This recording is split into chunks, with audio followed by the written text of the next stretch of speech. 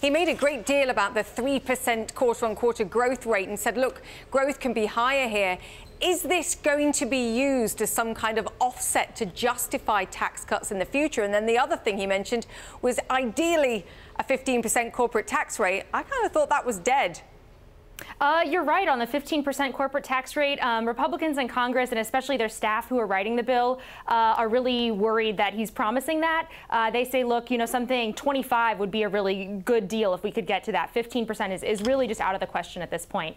And on the 3% growth, yes, that's what they're banking on when they score this bill, to go and look to say, OK, here we can cut taxes a little bit more because we'll get more growth from it in the long run. But other than that, did we learn anything in the speech at all about the direction of tax reform, or was it just a speech? It was just a speech. This really got the ball rolling publicly. Of course, Republicans in Congress have been working on tax reform for quite some time, but this is sort of going out in public and making the case. The details, though, are still really knotty, and they've got to figure that out. It's kind of the next step is, can they turn this rhetoric of we're united, we're going to cut taxes, it's going to be great, to a bill by the end of the year, and that's a really, really tough sell. Absolutely. Laura, do we know anything about what kind of process will be involved here in getting this legislation written and passed? Will it be like the healthcare reform effort in which there were closed-door hearings and everything was done in this secrecy?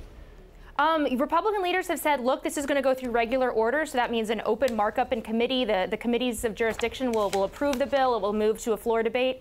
Though this is a really expedited timeline under President Reagan when they did tax reform.